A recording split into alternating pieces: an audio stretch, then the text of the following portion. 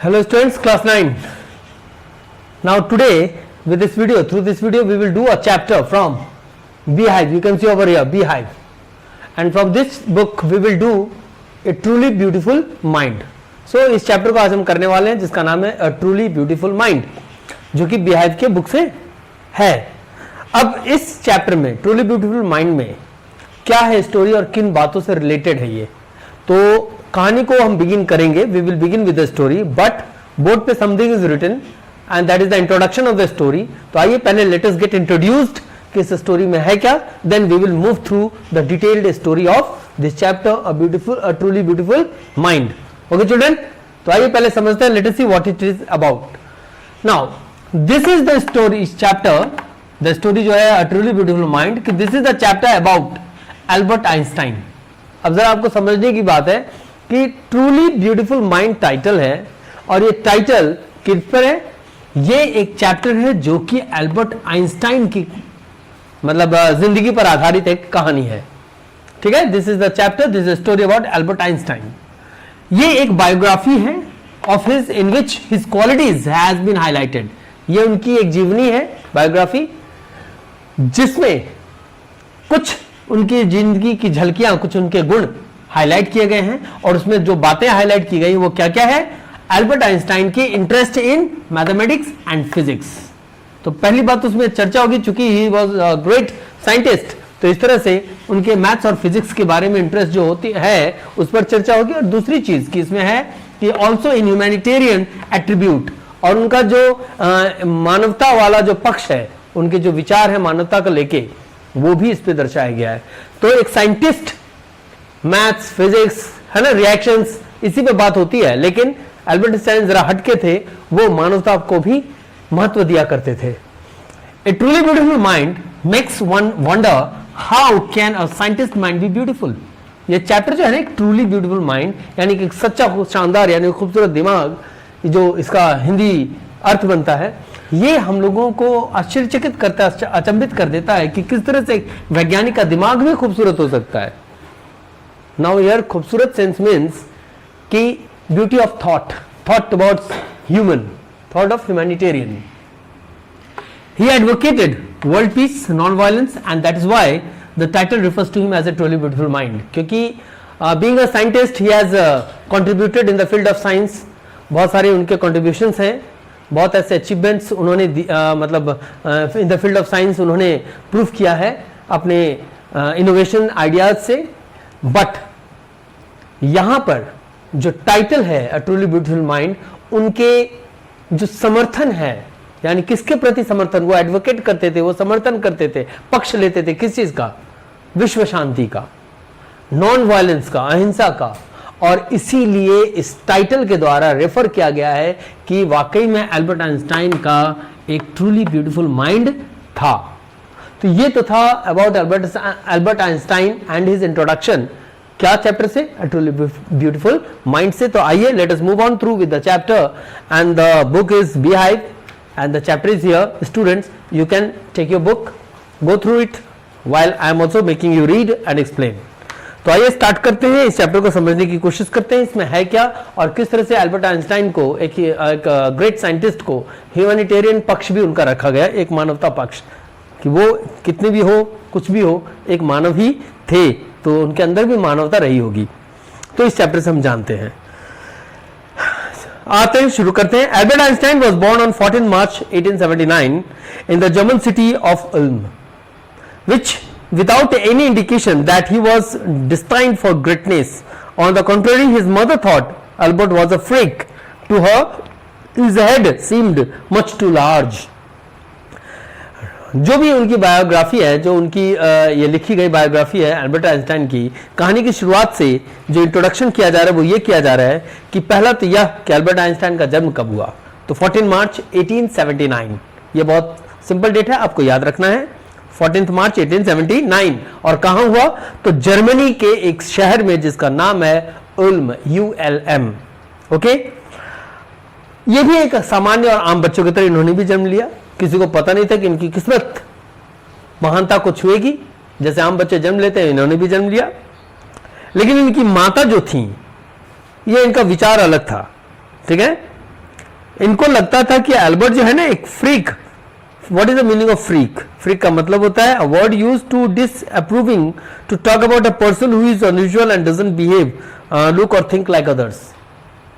मतलब Albert Einstein की माता का मत ही अलग था, उनका विचार अलग था एल्बर्ट आइंस्टाइन के जन्म के समय। वो क्या कि बच्चा कुछ अलग ही है, आम बच्चों की तरह नहीं है, एक अलग ढंग का बच्चा। अलग ढंग का बच्चा मन सुपीरियर नहीं, इंफीरियर। और वो क्या? तो ये अनयूजुअल बिहेवियर वाला, ठीक है, जो दूसरों की तरह न सोचता है और न उस तरह से उसके बिहेवियर दिखते हैं। तो ये एल्बर्ट आइंस्टाइन के बारे में उनकी माता का मत था जब उनका जन्म हुआ। And his head seems much too large, और उनका जो सिर था जन्म के समय काफी बड़ा साइज का सिर था, तो size of the head was also big. बढ़ते हैं आगे। At the age of 2.5 Einstein still wasn't talking when usually did learn to speak. मतलब जब आइंस्टाइन की उम्र लगभग 2.5 वर्ष की हुई, वो 2.5 वर्ष की अवस्था में आए, तो वो अब भी ढंग से बोल नहीं पा रहे थे जैसे उस उम्र के और बच्चे बोलते हैं, ठीक है।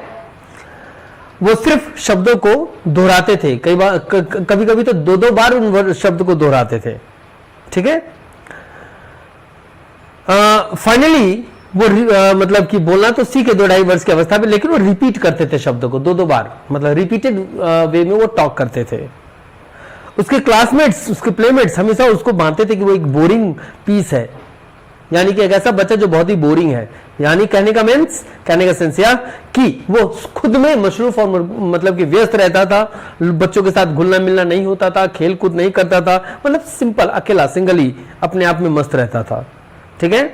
और इसीलिए ज्यादातर यंगस्टर उसके साथ नहीं होते थे और वो बेचारा अकेले में ही खेल कूद कर अपना समय व्यतीत करता था। लेकिन एक खासियत थी आइंस्टाइन की, वो क्या थी कि वो टॉयज बहुत पसंद करते थे, यानी he used to play with toys during his childhood, ठीक है।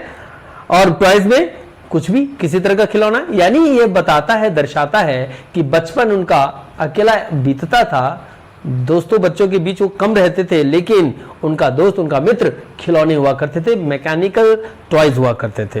तो ये बताता है कि किस तरह से उनका इंटरेस्ट मशीन्स और मैकेनिज्म की तरफ बढ़ा। एक बार का वाक्य है, looking at his newborn sister Maja, he is said to have said, fine but where are her wheels. एक बार जब उनकी बहन का जन्म हुआ तो अपनी छोटी बहन को, बच्चे जब जन्म लेते कितना प्यारा सा क्यूट सा छोटा सा होता है, तो अपनी छोटी सी बहन को देखकर एल्बर्ट आइंस्टाइन ने एक सवाल पूछ दिया था माता से, अपनी माता जी से। वो क्या सवाल था? वो ये पूछ दिया था कि माँ इसके व्हील्स कहाँ है। यहाँ व्हील्स कहने का मतलब, चूंकि इस तो लगातार मैकेनिकल आइटम्स, मशीन्स इनसे खेला करते थे, तो इनको ये लगता था कि हर चीज में व्हील होते हैं, पहिए होते हैं। और यहाँ व्हील रेफर कर रहा है पैर से, तो पैर उसको, चूंकि छोटा बेबी है तो पैर उतना दिख नहीं रहा था, ये पूछ दिया कि इसके व्हील्स कहाँ है। यानी कि अपनी बहन मासा के लिए भी इसने सोचा कि वो एक टॉय है छोटा सा, तो उसके व्हील्स भी होंगे, ऐसा करके एल्बर्ट आइंस्टाइन ने सवाल किया था। एक बार हेडमास्टर जो थे आइंस्टाइन के, वो कहते हैं, आइंस्टाइन स्कूल टोल्ड, आइंस्टाइन के फादर को वो बोलते हैं कि Einstein would never be successful in whatever profession he chose. मतलब उनकी ऐसी स्थिति थी कि आइंस्टाइन के हेडमास्टर जो थे, जिसको पढ़ा करते थे, उन्होंने भी हथियार डाल दिया था और उनके पिता को, आइंस्टाइन के पिता को कह दिया था कि ये लड़का कुछ भी कर ले, कितना भी आप करा लो, सफल ये कभी भी नहीं होगा किसी भी क्षेत्र में। तो ये उनकी शुरुआती दौर की जिंदगी थी। Einstein was a very good violinist. ना वायोलिनिस्ट क्या था? वायोलिन आपने देखा होगा मूवीज में, एक्टर्स खूब बजाते हैं यूं यूं करके, तो वायोलिनिस्ट थे। He learned playing the violin at the age of 6 because उसकी माताजी wanted him to play to learn, क्योंकि उसकी माताजी चाहती थी कि ये वायलिन कम से कम बजाना सीखे। और 6 वर्ष की अवस्था में इस एल्बर्ट आइंस्टाइन ने वायलिन भी सीख लिया था। All his life he was an amateur violinist, और लेकिन पूरी जिंदगी भर इन्होंने सिर्फ एक एमेच्योर वायलिनिस्ट जो होते हैं वही बन के रह गए। जानते हो ना एमेच्योर वायलिनिस्ट किसको कहते हैं? वो जो शौकिया तौर पर किसी यंत्र को बजाता है या सीखता है, किसी काम को शौक के तौर पे करता है, प्रोफेशनली नहीं। All his life was this, he played the violin as a hobby and not as a profession. आगे बढ़ते हैं, देखते हैं क्या है। तो इस तरह से एल्बर्ट आइंस्टाइन की जिंदगी का पड़ाव कैसे बढ़ता गया।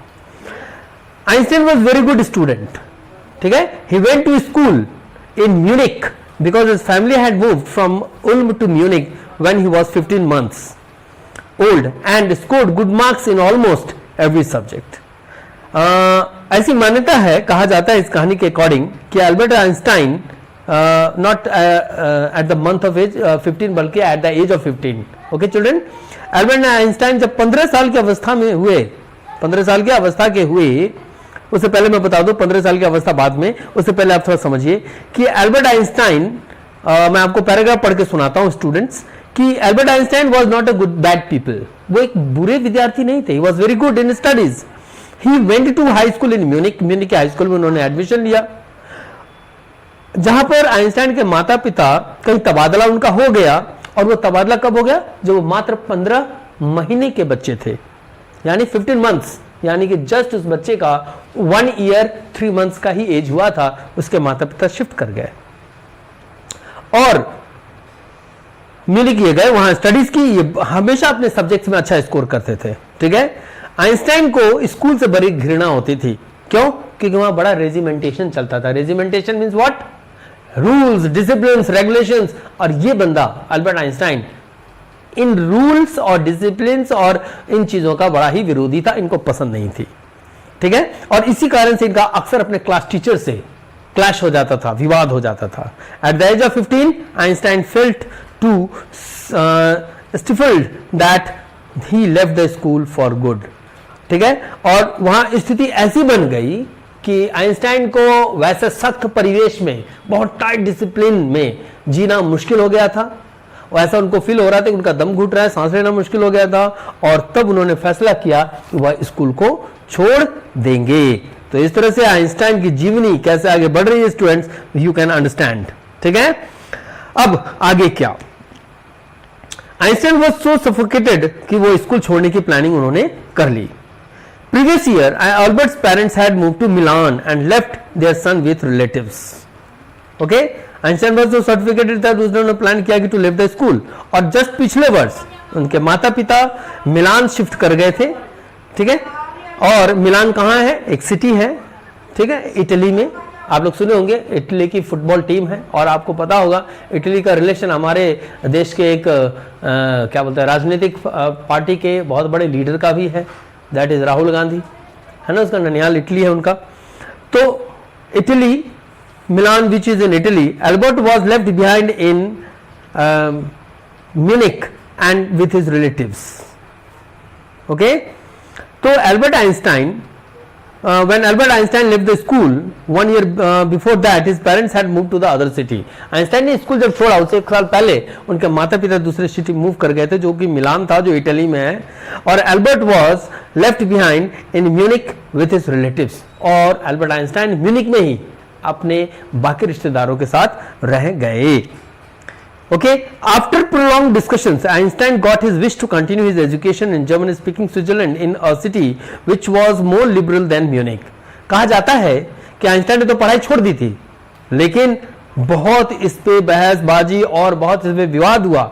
तब जाकर आइंस्टाइन ने school in Munich was very strict, इसलिए आइंस्टाइन ने तो वहां के डिसिप्लिन को देखकर छोड़ दिया था. लेकिन काफी डिस्कशंस परिवार के सदस्यों के बीच होने के बाद लोगों की बात एग्री कर ली इसने, आइंस्टाइन ने. और तब जाकर इन्होंने स्विट्जरलैंड के एक स्कूल में ज्वाइन किया. And the language use their was communicate was German. और वहां पे ये जर्मन भाषी मतलब भाषा स्कूल में पढ़े, और वो स्विट्जरलैंड का ही एक स्कूल था. यानी कि इन्होंने पढ़ाई छोड़ने के 1 साल बाद दोबारा स्टडीज को स्टार्ट किया. Einstein was highly gifted in mathematics.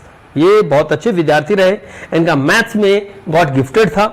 So he was exceptionally good in maths and had also interest in physics. और इसीलिए आइंस्टाइन बहुत ही शानदार विद्यार्थी रहे मैथ में, लेकिन इनकी दिलचस्पी फिजिक्स में भी थी. अब आगे बढ़ाते हैं कहानी को और जानते हैं कि आइंस्टाइन के लाइफ में और क्या क्या हुआ. यहां तक हमने देखा स्टूडेंट्स कि किस तरह से आइंस्टाइन के एक छोटे से उम्र 15-16 साल की अवस्था तक कितने उतार चढ़ाव हुए. Science wasn't the only thing that appealed to the dashing young man with the walrus mustaches. Walrus is a shape of mustache. मतलब सिर्फ विज्ञान ही इनको मतलब दिलचस्पी नहीं थी. भाई एक यंग पर्सनालिटी का बड़ा हैंडसम और वॉल्रस मूछ यानी कि स्टाइल के मूछ रखने वाले व्यक्ति थे, बड़ा स्मार्ट पर्सनालिटी का था, तो इनका दिलचस्पी सिर्फ साइंस में ही नहीं था, ये लोगों से भी घुलना मिलना पसंद करते थे। ठीक है।